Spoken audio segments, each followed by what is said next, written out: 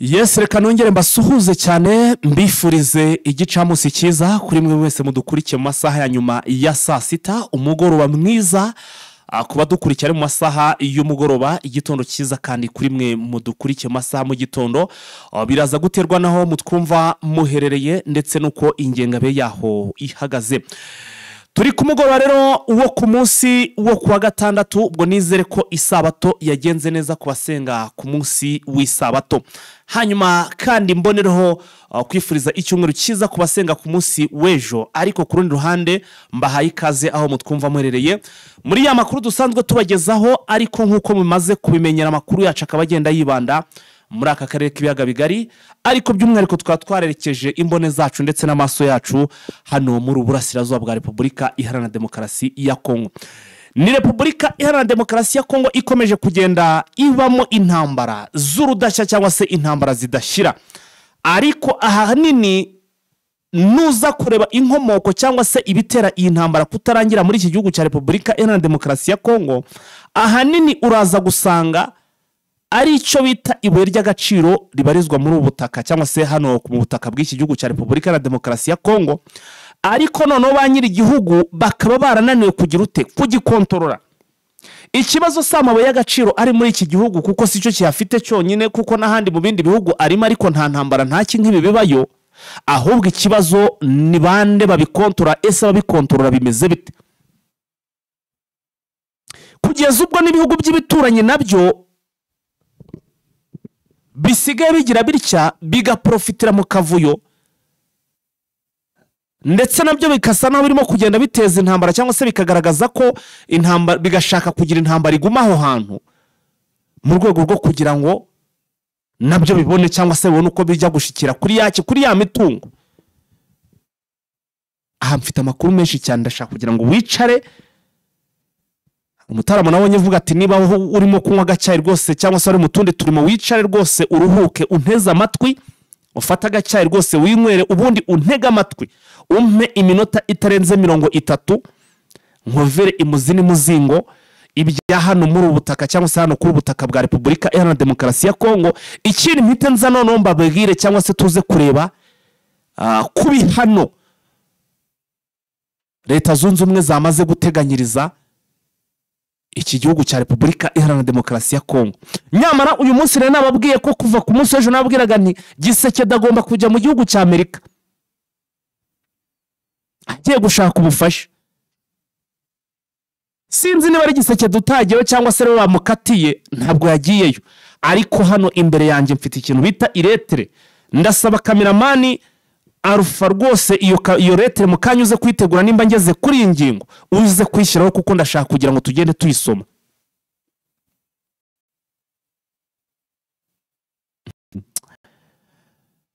Twimanukire makuru, ariko ibyago cyangwa se uko iyi ntambara irimo kugenda ikomeza, Ubushinwa nabwo bwatangiye kubigiriramo ikibazo gikomeye cyane. Ese Ubushinwa bwo bwatangiye kugira ikibazo gikomeye cyane gute hano muri iyi ntambara iri kubera muri Uburasirazuba bwa Repubulika Demokarasi ya Kongo? Nakubwiye nti uyu mugoroba nubona nje nkaza nisize insenda nambaye rinete zanjye, agakaramu kari hafi, uzajya umenya nyine ko nzanye indi version nsha. Reka dutaneho, hari abakinnyi nabonye bakora ngo reka mwiyumvire.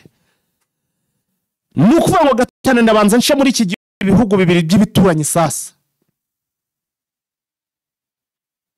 ndashiramo igihugu cya Tanzania mbere ko ubwo ndava hanga tureta twinjira kuri ya letere cyangwa se ku tangazo Amerika yamaze kwandikira iki gihugu cya Kongo. Itangazo ry'ubugome, itangazo rikakaye cyane. Ndashiramo ibihugu bireka mbere kuri ibihugu bibiri by'ibituranyi. Abakongomani murimo kunyumva muri kugira ngo ibihugu biri kuza gufasha FARDC kubw'impuwe, nyamara kandi n'amafaranga ni minere nabo bakurikiye. Turasubira inyuma, turasa n'abasubiye inyuma gato cyane. Tubanze tugaruke ku gihugu cy'u Burundi ndetse n'igihugu cya Tanzania.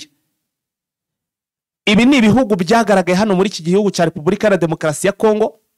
Abarundi murabizi basigaye hariya ubwo ubutumwa bwa hariya EAC iri mu butumwa bw'amahoro, igihe cyayo kirangiye batashye Uburundi busigara butitwa turakomeza turwana. Twagiye tuvuga ibijyanye n'amafaranga Gisekedi yatakazaga cyangwa se yahaga Evariste Ndayishimiye ku musirikare, ariko tukababwira n'ubukapu batwaraga abasirikare babo bakatwaramo ibintu bijyanye n'amabuye cyangwa se n'amaminere, bakarwana bari gushaka n'amabuye.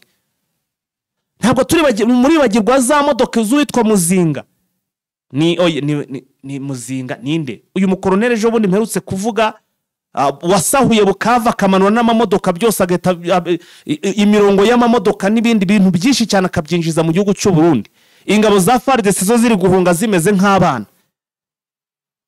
Koroneri nde? Ninza kumwibuka ndamubabwira, ariko namugarutseho.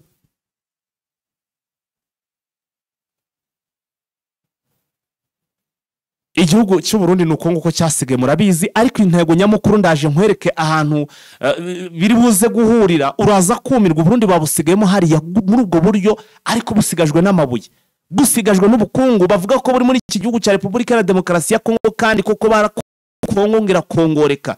Kongo ezamonene barakongoye nkuko rwose bava ngo Kongo ngo irakongoreka. Tanzania nayo iba yikojejeyo mu buryo bwa SADC. Ubwo nayo igihe Burundi bwari ngo burya ngo yararibwaga kuko nta kintu hari kubonayo. None bwa iki gihugu cya Tanzania hari cyitwa ngo ni kiyowe na Samia Suluhu Hassan, ariko witwa uyu nguyu ngo ni kanze murebe noneho namuza nyirizina rye rikunda kunshanga kuko hari ubundi bitiranwaga witwaga nendaga kumwita Magufuli kandi we yitwa Kikwete. Uyu Kikwete Jakaya Kikwete burya niwe usa n'uyoboye iki gihugu cya Tanzania, niko abasesenguzi bagenda bisesengura kuko ngo ibyo ategetse birakorwa. For example, hano ubu tuvugana nubwo ibihugu birimo hano muri Kongo ngo biri kubafasha, imwe ngo iri mu muryango wa SADC, ubwo ndavuga Tanzania, Uburundi bukaba buri hariya nabwo bufasha aho ngaho. Ibi bihugu byombi nubwo byahore muri iki gihugu cya Repubulika ya Demokarasi ya Kongo, iyo wegereye abakurikiranira hafi by'ibihugu bakubwira ko ibihugu nabyo ubwabyo ntibibanye neza, ariko kuba bitabanye neza byose biterwa n'irare. Ntabwo ari ngo hari igihugu ngo cyaraseshe mu kindi, ngo hari igihugu ngo ngo cyugaye imipaka ngo ikindi ngo kidatambuka reka da. Bazakubwira ko ubundi peteroli cyangwa se icyitwa karibira, ninje mu busesenguzi buremere cyane, ariko muntu udukurikiye unyemerere tubane, ndashaka kuza kuguha amakuru aremere cyane. Ntaragera kuri iretereho noneho ya Amerika yandikiye RDC cyangwa se Gisekedi na guverinema, mbabare ntujye kure. Nuwa ngo ubundi karibira cyangwa se igitoro cyavaga hano cyazaga hano mu Burundi cyanyuraga muri iki gihugu cya Tanzania, niho ubundi igitoro cyabo cyanyuraga. Iki gitoro kikaba cyaracuruzwaga n'umugabo bitaga Taruku, ariko uyu Taruku ngo avuka mu gihugu, ntabwo ari umurundi, avuka mu gihugu cya Tanzania, ariko nawe umuntu wasaga naho arimo kugenzura iyi mari y'iki gitoro yabaga ari umuntu bita Bunyoni. Ubu ngubu barafunzwe, ariko ibi byose business y'iki gitoro nubwo yakoraga, nabo bari bameze nk'abashumba barayishumbaga, ariko nyine bakanabonamo byose basa naho bagabanaga cyangwa se bari bafitemo amapurusa aremere cyane. Ariko headline umuntu wari uyiri hejuru ku mutwe ni bita Kikwete. Neva rero reka zagera cya abone agafaranga gatubutse kari kuboneka ara mu gitoro. Mu Burundi buriya business zihari ntabwo ari nyinshi cyane, hari business nyinshi cyane, ariko none ziba ziremere zinjiza amafaranga, kandi burumva uraza kumva impamvu Neva iyi ntuza uyu mushinga bahise bawivangamo. Muraza gusanga n'ubundi ni faranga ryari bateye kugira ngo awinjiremo, nubwo n'ubundi byose umuntu wese ugiye muri bira abagiye mu mafaranga. Noneho Neva abonye ahantu hari kwinjira idolari ryinshi cyane, ifaranga riri gupfupfuka, ashakisha ukuntu ari bwinjire cyangwa se iyi business ari buyigemo biranga. umugore wa Evariste Ndayishimiye buranga afite ipeti arakomeye n'umusirikare arangije avuga ati mugabo aka gashinga kanshigikiremo nanjye nkinjiremo ndebe ko ndabona amafaranga. Bati umuntu ucuruza igitoro n'aha ninde ni Bunyoni, baramugambana mukubita muri prison. Bahita bashiraho company yo gucuruza igitoro. Iyi company yashizweho na Neva, yari y'uyu mugore wa Neva. Iyi company amazina yayo yitwaga Prestige, ngo ni Prestige company ya Prestige, ngo niyo ishinzwe igitoro. Abarundi turi kumwe ntabwo ibyo ndi kubabwira ari byo, wenda hari ibyo ndi kuvuga biri kuza ari bishya mu matwi yanyu nk'ibyo ngibyo byose byuko iyi company iri y'umudamu wa Neva ntabyo mwari muzi, ariko Prestige rwose murabizi ko ariyo itanga ikontoro igitoro maho ngaho. None reka uwitwa Gisekedi ubwo ngo Gisekedi uwitwa Neva n'umudamu reka mare kubirandura uyu mugabo Bunyoni, barangije igitoro baracuruza. Bunyoni ari kuburana biranga ibi by'ubusa. Ubwo ntago bari bagatawe ko ari cyari kuzira. Icyo gihe nyine ubwo bari bazi ko niba mufungura Kikwete yarazi uko bazakomeza business, ntiyatangira kwivanga muri business, ariko iyi business cyangwa si company ngo ni Prestige yari yamaze kwinjiramo ndani. Noneho rero Gisekedi arareba agiye kureba uyu Neva n'umudamu bagiye kureba, babona amafaranga bari kwakira mu gihugu cy'u Burundi ni menshi, ariko nta agaciro kari hasi, ntabwo amafaranga ari kuza ari faranga rishyushye. Kubona rero icyo gihe bakibona ko ifaranga hano ibintu bitari kugenda neza, nizo zahise ziba intangiriro mbi yo gutangira kubura igitoro hano mu gihugu cy'u Burundi, kuko uwitwa Neva n'uyu mudamu we bahise batangira amakamyo donc azana igitoro, akazajya ava mu gihugu cy'u Burundi yagera mu gihugu cy'u Burundi ahita akomereza mu gihugu cya Kongo. Ubwo mu Burundi batangira kubura igitoro, abizi mu gihugu cy'u Burundi rero hagiraga gute, habaga amadolari muri Kongo, bura bakoresha amadolari, aho baramwishura mu madolari. Ni nkuko yayizana hano mu Rwanda, bura n'ifaranga ry'u Rwanda kurya ry'u Burundi rirakaze, warigeza kurya Kongo bikaba ibindi. Baratunda amafaranga arinjira n'iki byose.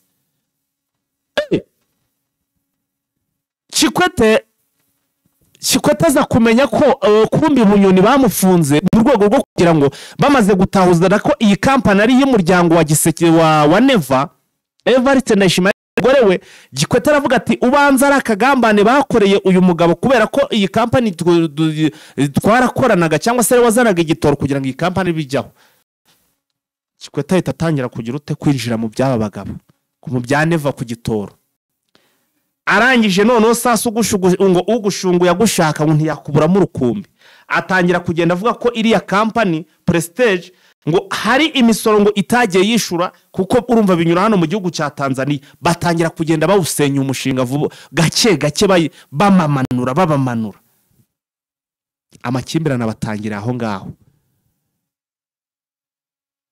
Impamvu aka kantu nkagarutseho nuko no mu birego, wenda mu birego muzumva ibihugu byombi uragera hari ugasanga Gisekedi aravuga ati Tanzania ko ingabo kuki izi ngabo zitacara mu gihugu cy'u Burundi, ngo cy'u Burundi za Tanzania ngo ziduke zije muri Kongo, bikabasa kujya kunyura iyo ngiyo za Tanganyika bagaciye za Karimi, bakabona kuza muri Kongo badaciye mu gihugu cy'u Burundi, bagasanga ayo makimbirane arimo, bari gucana waka. Ariko noneho bitewe n'agahiga bafite, Kikwete yagiye kubona Neva yamaze kugera hara muri Tanzania muri Kongo mu mabuye, nawe ahita avuga ati nanjye ndohereza y'ingabo, ati nanjye ngiye gutabara. Ariyo mpamvu uri kubona nubwo bari kwa ngo ibintu ngo bigiye kurangira, ariko ukasanga Tanzania nayo na South Africa bashaka kuvayo. Kubera iki? Na Tanzania nayo mu by'ukuri na South Africa nayo nari babwiye ku munsi w'ejo nayo ifite uwitwa Siramafozi, nawe afite amapurusa hano muri amabuye acukurwa hano muri Repubulika ya Demokarasi ya Kongo. Ibihugu hano bifitemo imishinga yiwe ry'agaciro ku buryo Kongo yaramunzwe, yarinjiriwe ariko ntiyabimenya. Kongo yarinjiriwe ariko ntabwo yigeze ibisobanukirwa. Ubu tuvugana igihugu cya Canada nacyo muri ibice M23 ratangiye kugera abana muri za Warikare barakubwira ko ifitemo ibinombe by'amabuye y'agaciro. Ngira ngo Vincent mu kigano twatanze kare yakubwiye ko ngo bamaze gufata ikirombe cyacukurwaga na Canada.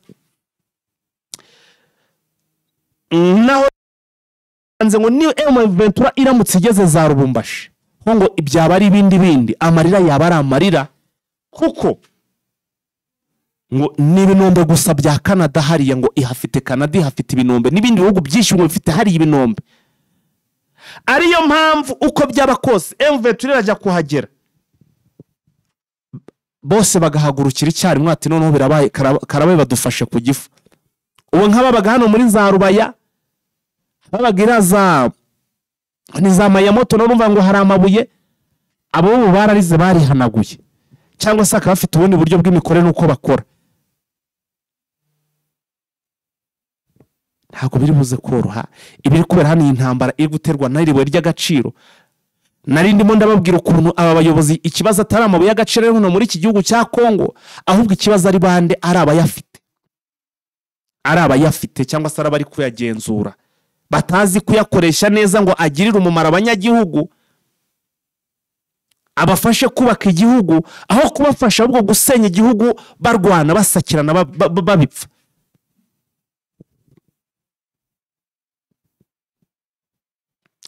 Nari nawe babwiye ndavuga ni Leta Zunze Ubumwe za Amerika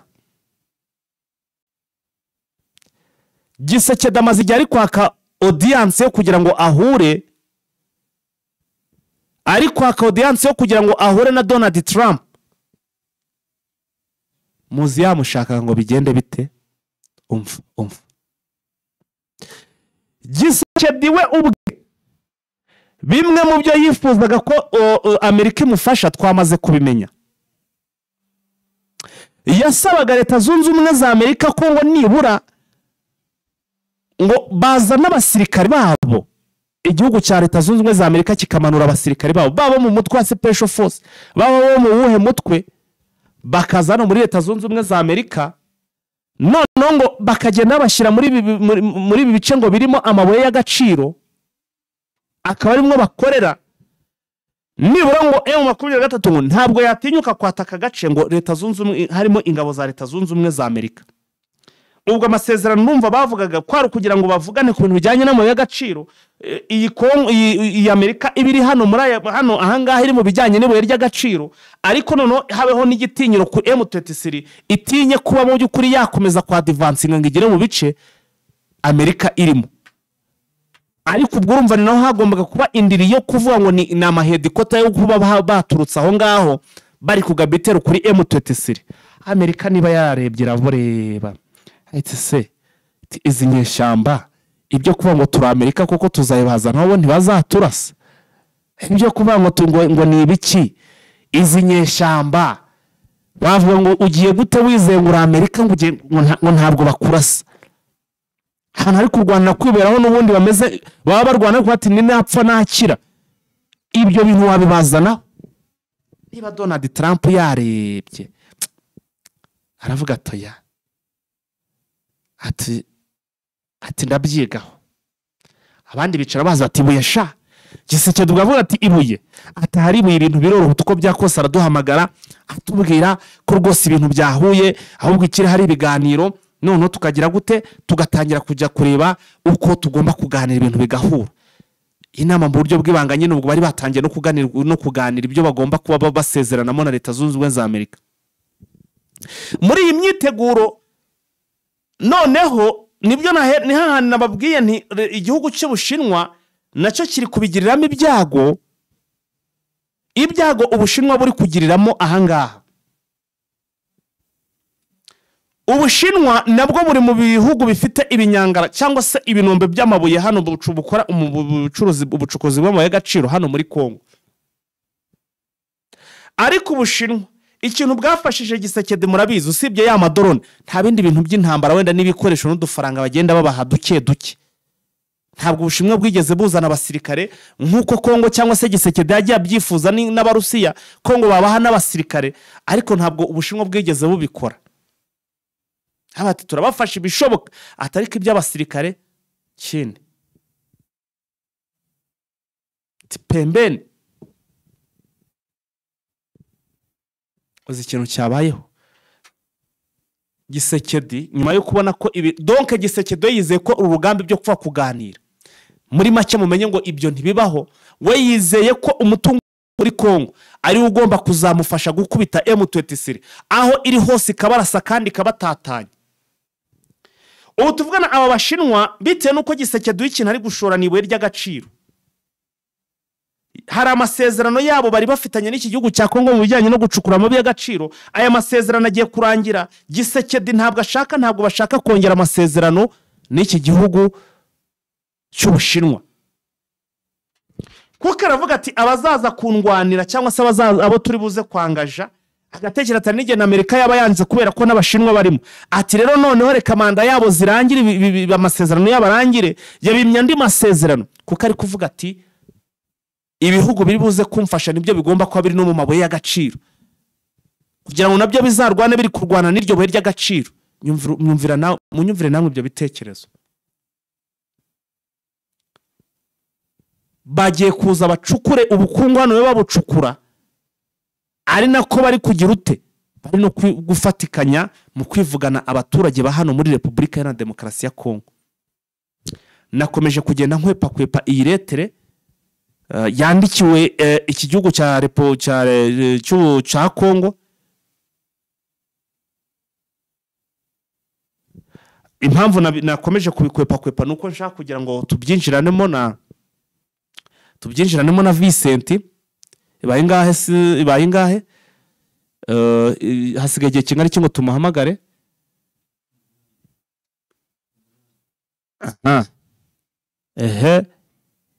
Impamvu nyamukuru ibi bintu biri kuba gutya,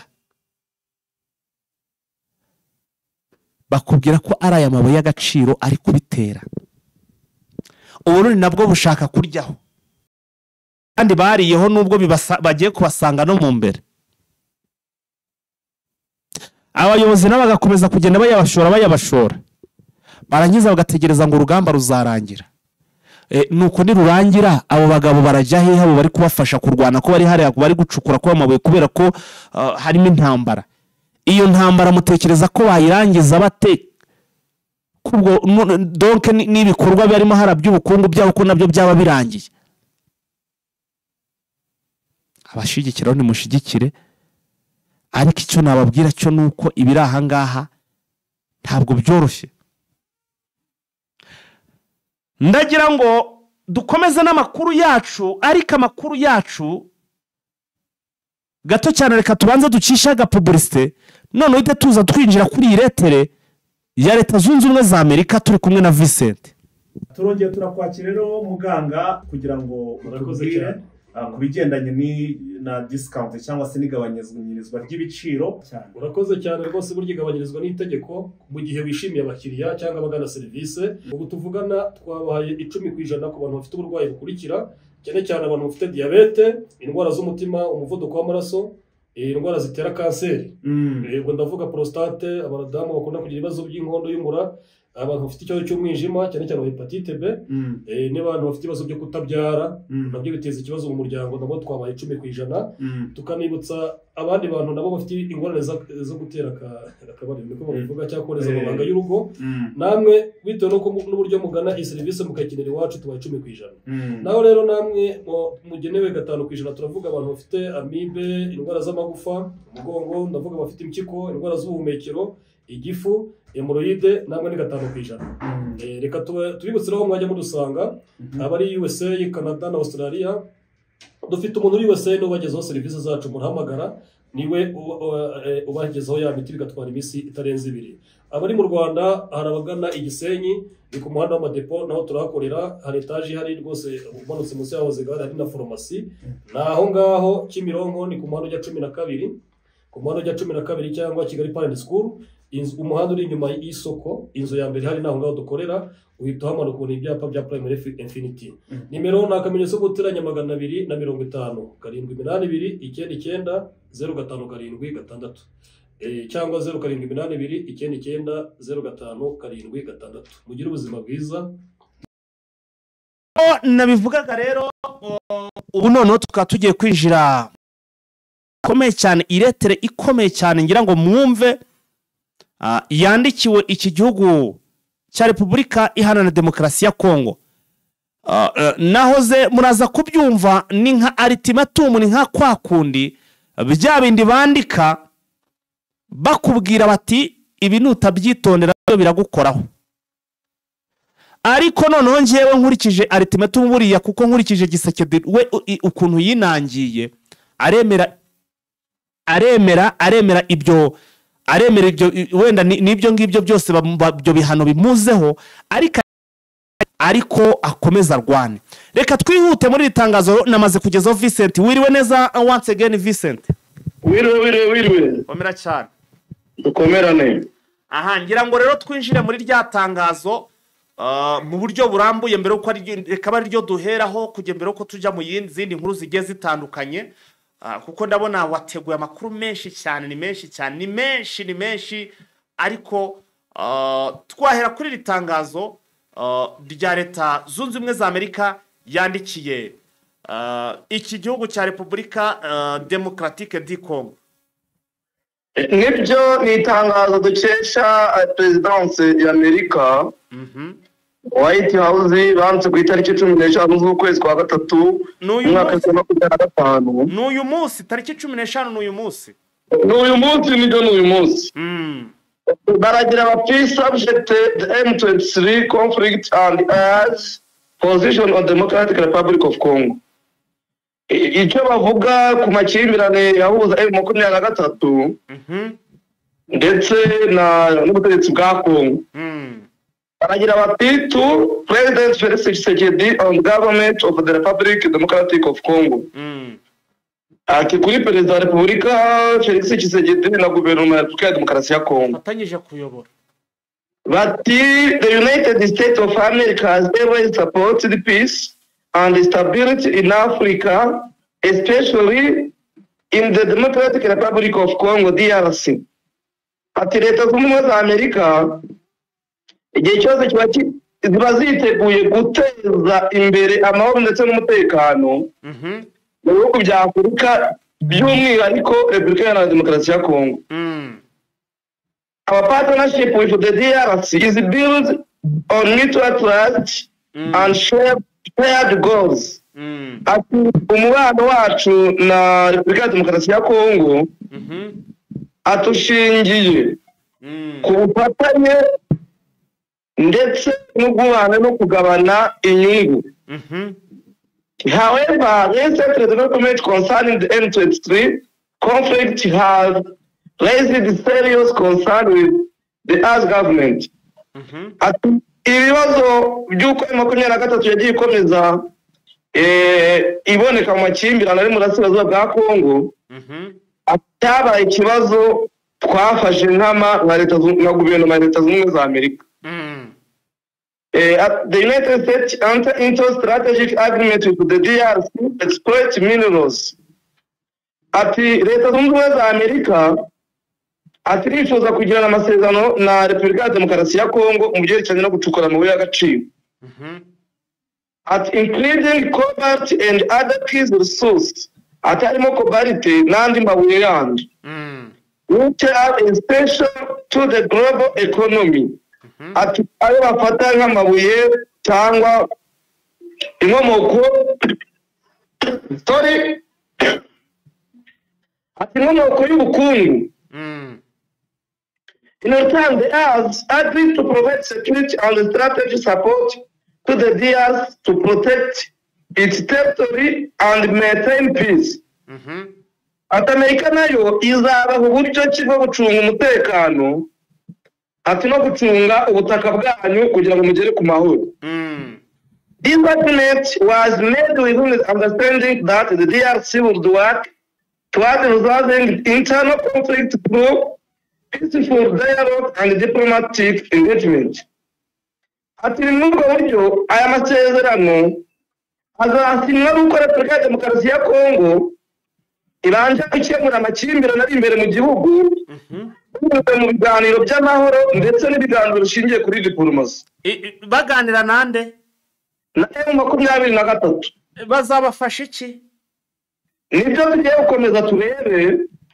However, President Tshisekedi refused to engage in direct talks with the M23 rebels in an unacceptable and threatens the stability of the region. Ati ariko President Tshisekedi yanze kugirana ibiganiro bitaziguye n'umutwe wa M23. Ati kandi yanga kwemera ati ibintu ibyo aribyo byose bimuhungabanya, ati yanga kwemera kurekeraho gukora ibikorwa bihungabanya umutekano w'akarere. They are expected immediate and meaningful action from the DRC government. Ati ibintu bifite icyo bivuze cyane. Ati ibi bikorwa bya guverinoma ya Kinshasa ibi bifite icyo bivuze cyane ku byerekeranye n'amasezerano twakwiye kuba tugirana. Ati failing to meet those expectations will force the United States to take the following steps. Igihe cyose leta ya Kongo itazakora ibi bintu kuyibwije, ati bizatuma leta zunze ubumwe za Amerika ifata ingamba zikurikira. Ingamba ya mbere, the first, immediate suspension of financial and military aids. Tuzahita tuhagarika inkunga yose twahaga Repubulika ya Demokarasi ya Kongo mu buryo bw'imari ndetse n'iyo twahaga igisirikare. If President Tshisekedi continues to reject the dialogue with M23, suspend all financial and military support to the DRC government. Ati igihe cyose Tshisekedi azakomeza kwanga kuganira n'umutwe wa M23, ati leta zunze ubumwe za Amerika zirahita zifata ibyemezo byihutirwa yo guhagarika inkunga zose z'amafaranga izahabwaga igisirikare ndetse na guverinoma ya Kinshasa.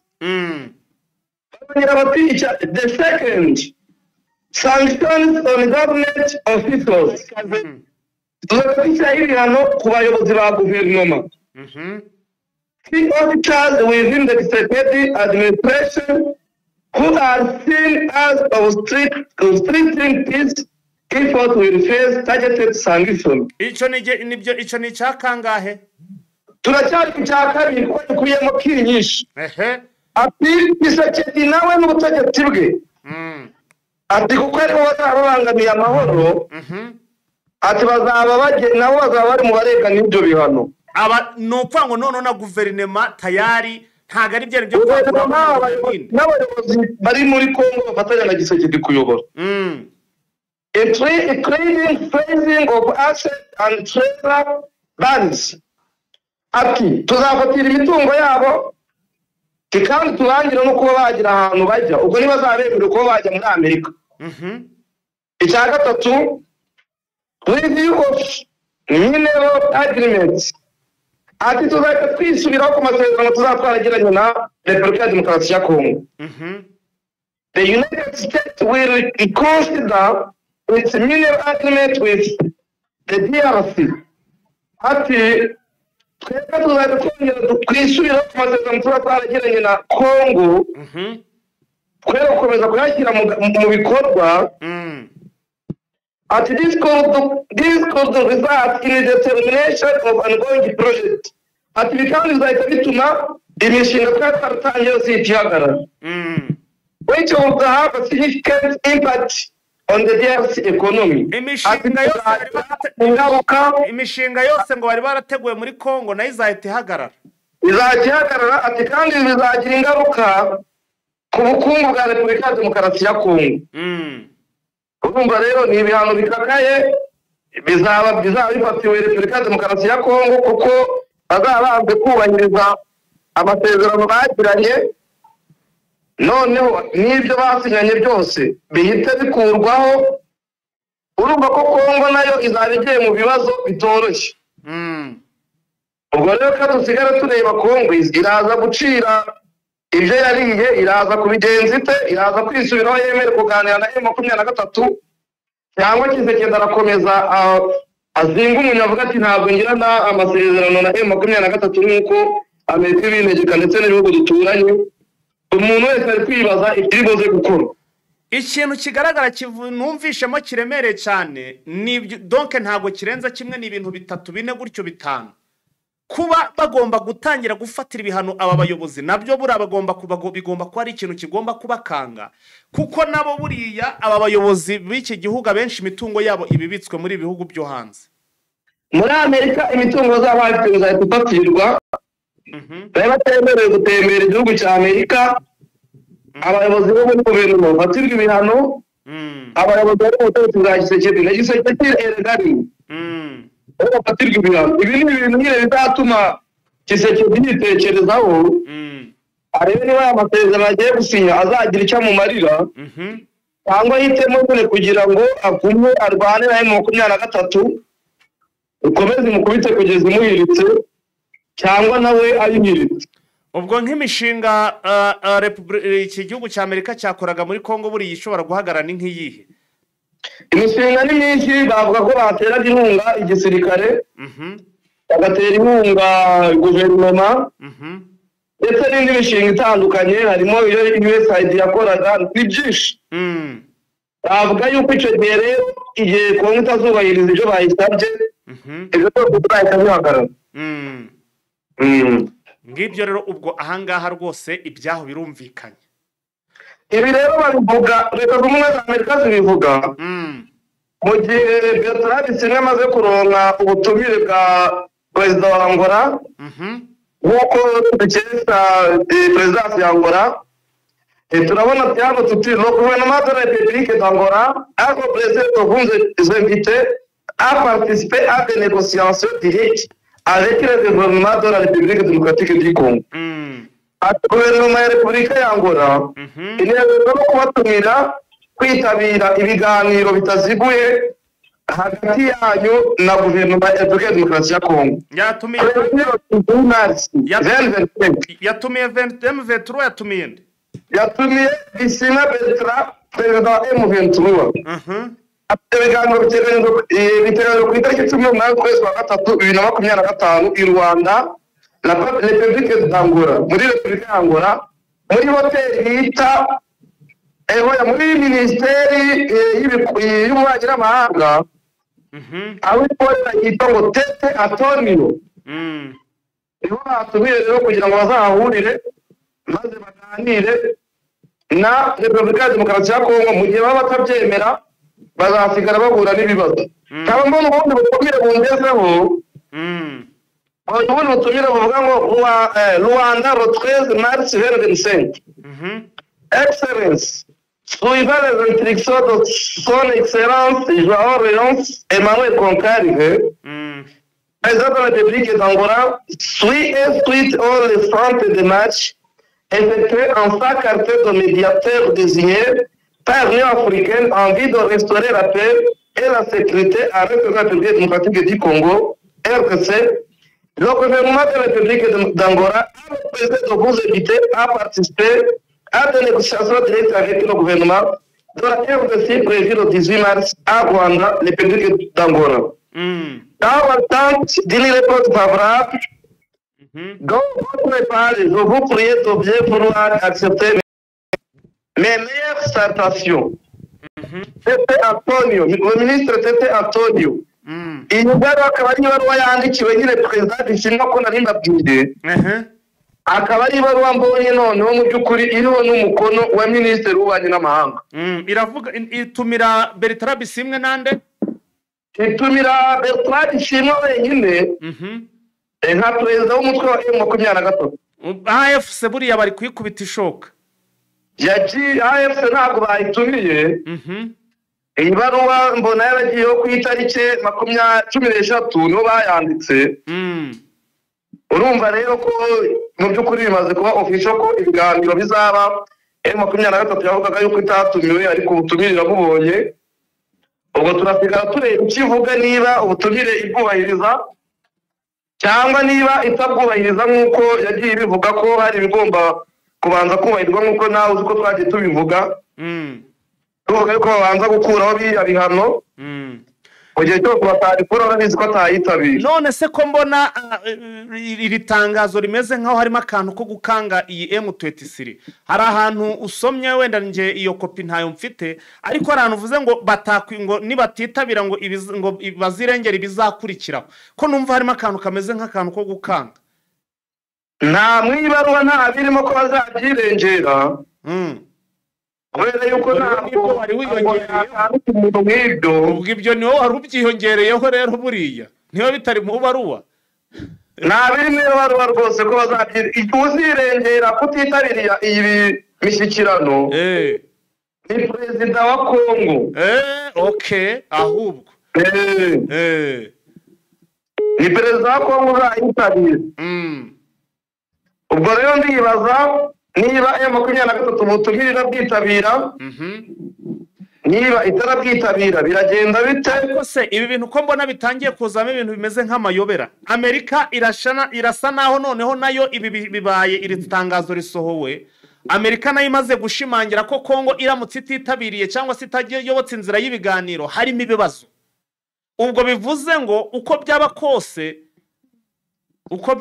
ibi biganiro M23 nagomba kubyetendinga pe, ni napfa nakira agomba kubarwa, nagomba kujyaho bagapfayo bagezeyo. Ntabwo nyine icyo nibaza barabyitabira teka kati. Icyo ni ikibazo, sinzi ubwo turakenera reaction ya M23, ariyo mpamvu tugomba kureba impande zose byanashoboka tukaza guhamagara na bamwe mu bayobozi ba M23 tukamenya amakuru, kuko Amerika imaze kugaragaza ko Kongo igomba kwemera ikagana na M23 inzira bakabikemura ku murongo.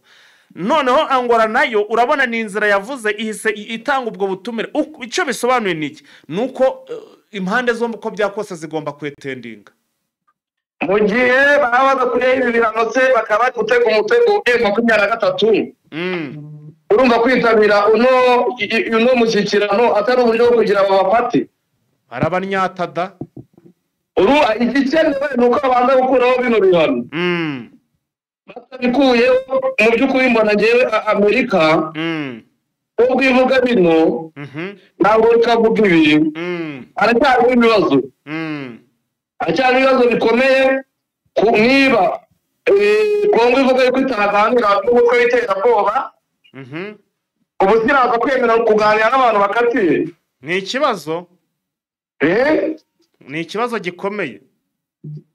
Harimo ikibazo gikomeye kuko niba ivuga ko bakatiye bwo gupfa n'abandi bakatiye burundu hakaba hariho mandadare babafata ntabwo zitewe gukurwaho. Ntabwo zakuweho rwose. Ntabwo zakuweho. Uko bizagenda bite mu mboni zawe?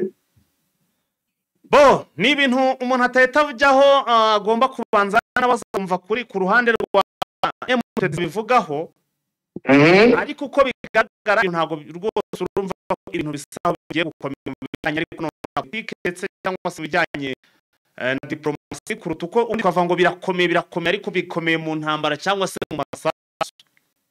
Uko bigenda kose igisubizo kiraza kuboneka. Natwe turashaka umuvugizi wa M23 kumva icyo bivugaho niba bazitabira n'ibi bihano biriho cyangwa hari icyo banga gusaba yuko banza gukorerwa haba mu nteko ishinga amategeko ndetse haba no mu nkiko kugira ngo babone kwitabira bino biganiro.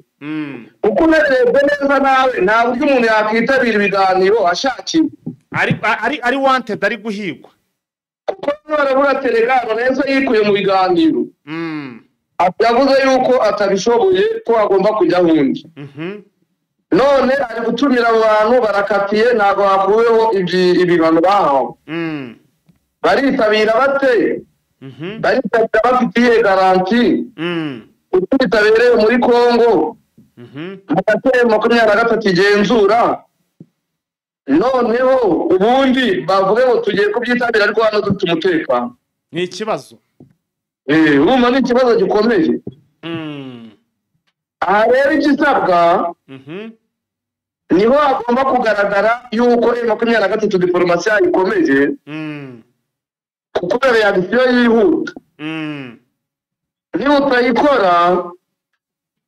niba utayikora abantu bose baravuga bati M23 murashize, niyo mugiye kwitabira umutego mwatezwe na Tshisekedi mutabanje gukurirwa ibihano, azabashyira mu butegetsi nibirangira bahita bashyira mu bikorwa icyemezo kibafunga, babafatira aho ngaho batanabafashe babafunga mu gihe baba bamaze kujya muri guverinoma kuko bavuga ati aba ni abanyabyaha. ko Neva atafunzwe kandi yarayoboye nawe afite mandadare. oya Neva nta manda yigeze akirirwaho, umuntu akiriwe mandadare ni inkuru nziza ariko amasezerano yarusha yayikuyeho. barateranye amasezerano yarusha yemeza yuko batazakurikirana. n'aba rero uko byakwiye kuba bigenda bakabanza bagafata ibyemezo bibanza yuko abantu batazakurikiranwa, ariko nibiguma gutya bagakurikiranwa azaba bose ari umutego baguyemo kubera yuko banze gukurikirana inama bagiye bagira. ntitwakomeza ku yandi makuru cyane.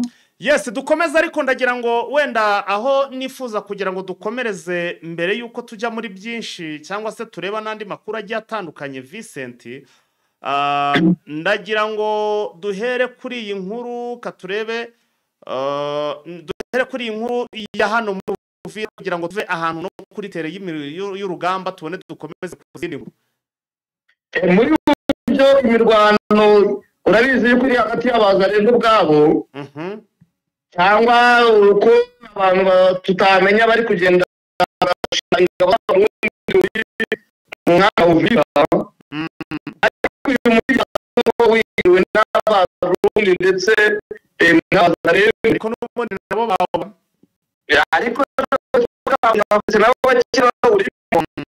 ubu noneho rero amabanki ari gukora nyine nk'uko tumaze kubibona cyangwa amakoperative ashobora gutanga amafaranga. ubu byatumye rero n'abarundi noneho aribo bari gukontorora umupaka bakajya basoresha abinjira n'abasohoka, bakajya basoresha ibicuruzwa aho bita Karundu. bashyizeho imisoro itoroshye ku buryo abantu babuze ayo bacira yaba imisoro yo mu mujyi yaba imisoro yo mu nkengero, abarundi ndetse n'abazungu bari kuyakira. tayari ubu nabo nyine bari kwikoreramo kugera n'aho biro ya migration aribo bari kuyikontorora. ibi byatumye rero abantu bose bagira icyo bati Uburundi budufatanya igihugu se, gufatanya n'umutwe w'inyeshyamba kuba aribwo bari kukontorora imipaka banasoresha ibintu biraza kugenda gute. abantu bakaba bati ntabwo ibintu turaza kubyihanganira, rero nuko Tshisekedi yegura cyangwa akavuga niba kuyobora bitakimushobokeye tukamenya dushyizeho undi muntu uyobora Kongo kuko ibyo akora byo ntibyumvikana. aha reka dukomeze sasa rero n'iyi letere mbona nayo iremereye cyane yanditswe ni Matata ninde yanditswe na Matata Ponyo. ni ishyaka rye bita EGD, iri mu magambo arambuye risobanura leadership and governance pour le développement. akaba ari ishyaka ryiwe yashinze nyine urabizi, akaba avuga yuko iri shyaka ritangiye ku itariki 3 z'ukwezi ku itariki 3 z'ukwezi kwa 2022, ariko urabizi yuko igihe kimwe hari igihe ritari ryemewe ikindi gihe ngo riremewe, kugera iyi saha riracyari cyaragati. akaba rero ari byashyize mu itangazo rigenewe abanyamakuru yise itangazo rigenewe abanyamakuru nimero 3 3 rikubiyemo ingingo 5. sinzi iyo zose twazinyuramo muri make cyangwa twatura imwe. wasoma imwe nta kibazo ariko ugakubita wihuta ubangura. baragira bati ingingo ya mbere, le parti politique leadership et gouvernance pour le développement RGD en sigle et ses alliés sont disant satisfaits de l'annonce par la présidence angolaise de l'intermédiaire imminente dans des négociations directes entre le gouvernement de la République démocratique du Congo et l'Alliance Fleuve Congo M23 et à Rwanda en Angola. Ati ishyaka riharanira kuyobora ndetse n'iterambere imiyoborere myiza n'iterambere ati n'abafatanyabikorwa babo ati tunejejwe cyane n'ibyatangajwe na perezidansi ya Angola ku byerekeranye no gutangiza ibiganiro bitaziguye hagati y'umutwe wa M23 na guverinoma ya Congo ati bizabera i Rwanda muri Angola. Ingingo ya kabiri iti il remercie le président de la République d'Angola son excellence João Manuel Concarne Lourenço pour son engagement et sa détermination pour une paix durable à la République démocratique du Congo et dans la région de Grand Lac. Ati turanezerewe cyane ku byatangajwe n'uyu perezida Lourenço ati ku byerekeranye n'ibyo yiyemeje n'uburyo akomeje gushaka amahoro n'umutekano bihoraho muri Repubulika Demokarasi ya Congo ndetse no mu karere k'ibiyaga bigari. Ingingo ya gatatu iragira iti il soutient cette initiative qui constitue un prédoté une étape importante sur la voie qui conduit à la conclusion effective du pacte social pour la paix et le bien vivre ensemble en République démocratique du Congo dans la région des Grands Lacs, proposée par la conférence épiscopale nationale du Congo CENCO et l'église du Christ au Congo.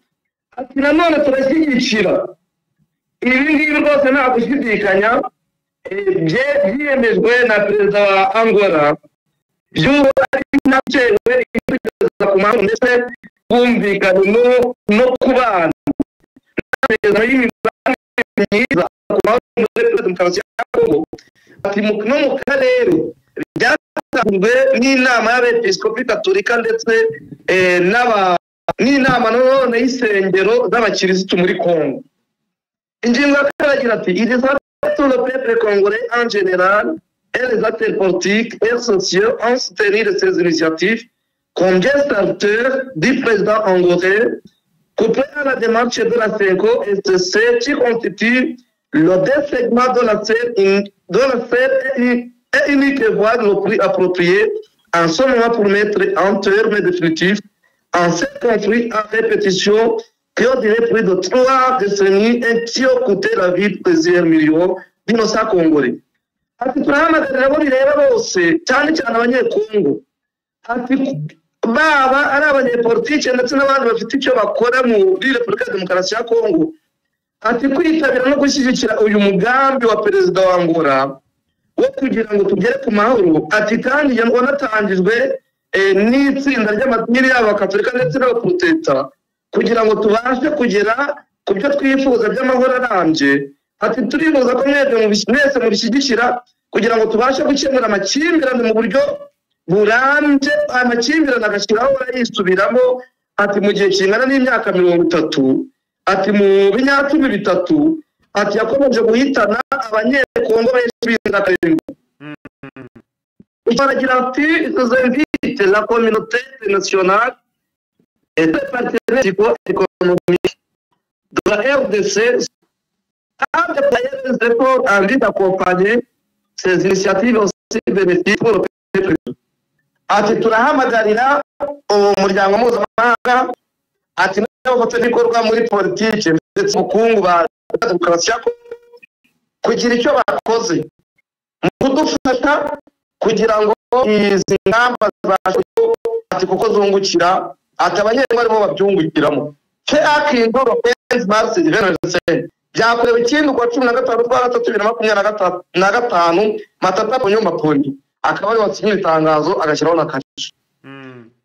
Mu by'ukuri nako abakoma benshi politiki batandukanye uko Moise Katumbi ndetse na Fayulu nabo bakigite bino biganiro kugira ngo Repubulika Demokarasi ya Congo igiramo n'umutekano ari uko ibiganiro byabaho hagati ya 23 na guverinoma Kinshasa.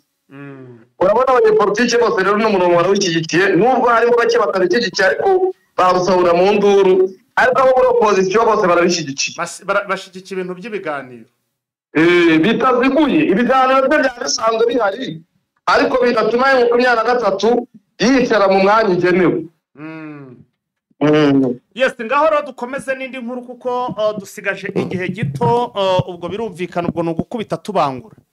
ikindi nkuru ni uko nyuma y'uko Tshisekedi akubitiwe ahareba inzega na leta zunze ubumwe za Amerika bamwangiye yuko basinyana amasezerano yo gucukura amabuye y'agaciro ubwo yahise yemeza amasezerano n'umuryango ucukura peteroli yo kugira ngo babashe gutunganya amazi ndetse no gukora ibikorwa remezo byerekeranye n'amazi biri hagati ya Repubulika Centrafrica na Repubulika Demokarasi ya Kongo ugana ni inkunga iri hagati ya miliyoni 30 z'amadolari kugira ngo abe yakorera kuko yarabonye ko Amerika itangiye kuba imutenguha yahise afata gahunda kugira ngo atangire ajye no mu bihugu by'Abarabu arebe ko yakura amafaranga mu by'ukuri kujarajara nyine akomeje kujarajara amanywa n'ijoro ntituzi ko bimuze kumurangirana kubera ko amanywa n'ijoro agenda hirya no hino agenda uko abonye utamenya aho ahagaze kubera guhuzagurika bikaba byanatuma amasezerano ya leta zunze ubumwe za Amerika adashoboka kubera kuva muri Amerika akajya mu Barabu akava muri Abarabu akajya ahandi n'Abarabu nabo byagira bakamutenga bakavuga ati twebwe ntabwo urakomeza kuducangacanga gutya ngo dukomeze kubyemera niba udahagaze ahantu hamwe ibintu bya ntabwo dukomeza kubyemera rwose. Indi nkuru yerekeranye n'imirwano nuko aho bita Kabare umuntu umwe yapfuye igihe Wazalendo yacyamiranaga na M23 mu gace bita Kirunga byabaye ku itariki 14 zo hashize nyuma ya saa sita muri Kirunga ni muri teritwari ya Kabare abaye 23 basakiranye na M23 basakiranye na Wazalendo bararwana karamba umuwazalendo birangira hasize ubuzima iravuga yuko rero n'ubundi M23 ikomeje gukubita Wazalendo bari muri bice nk'uko byemezwa na Barthelemy Mwambutsa ubugira civile yakiba muri Kabare yavuze yuko ibintu byabaye nawe arabibona abibwira ibinyamakuru bitandukanye nk'uko natwe twagiye tubibona mu macano yacu atandukanye tuboneramo amakuru. Indi nkuru y'akasamutwe navuga ni yerekeranye n'uwo bita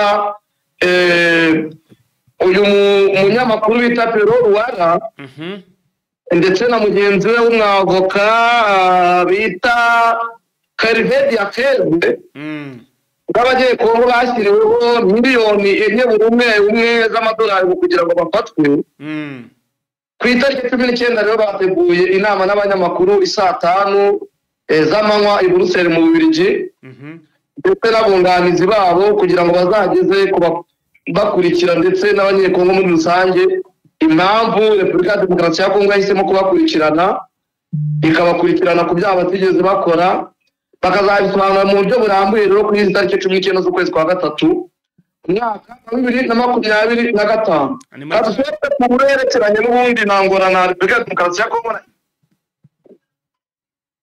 tugezeho nona ivuga yuko perezida wa Angola Joao Lourenço Emmanuel Concalve yasabye impande zihanganye ko zishyira agahenge ku itariki 16 z'ukwezi kwa gatatu mwaka 2025 saa z'ijoro ako gahenge kaba yagasabye guverinoma ya Kinshasa ndetse n'umutwe wa M23 kugira ngo bategure ibiganiro bizabashe gushoboka.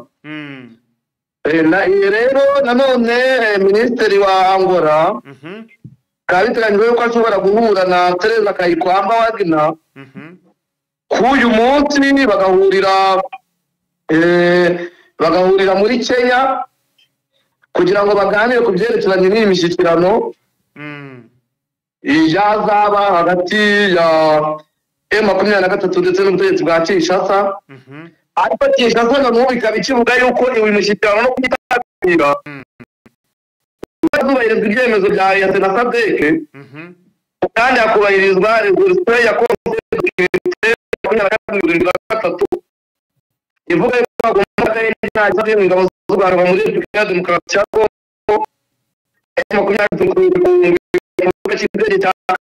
cyagomba bigata inyungu ubasha bw'umukaka kandi bakubisabwa byose turimo abantu no kumva yafashe niko ya Kongo tukakiba rero niba ibi cyangwa hazabaho guhura baganira ku byo bazaga. Yes, niba nta kintu Vincent nagushimira rwose tukaza gusubira mu yandi makuru mu kindi kiganiro cy'imbere. mu kindi kiganiro ni uko mbona ko no ku itariki 11 z'ukwezi kwa gatatu hari inama y'abaminisitiri b'abanyi n'amahanga ba EAC na SADC. Iyo nama nayo ko izaba ubwo twiteze ikizavamo tuzabigeza kuri bakunzi bacu. Turabashimiye nanjye ndabashimiye. Asante sana wakoze cyane. Yes, nguko rero ngayo uko amakuru y'umugoroba cyangwa se muri amasaha yarameze. Ubwo rero birumvikana turimo turagenda tunagana ku musozo dukurikiye mwabanye natwe kuva wa mbere kugera ku munota wa nyuma. Turabashimiye cyane. Reka tuze rwose gusubira mu yandi masaha. Ushaka kuba hageze ari ubwa mbere hita ukanda kuri subscribe ukane no kunzogera kugira ngo inkuru zacu zikihagera uzajya nawe uba mu wa mbere mu kubona inkuru ikihagera. Hanyuma niba warabikoze subscribe ugakana no kunzogera, icyo usabwa no guhita ukanda like ndetse ukanasharinga ukabishyuka ukazajya usharinga inkuru zacu ku bwinshi cyane kugira ngo hanyuma nawe rwose inkuru ihageze uzajye ubona notification. Mwakoze cyane turabakunda. Asante sana. Ciao.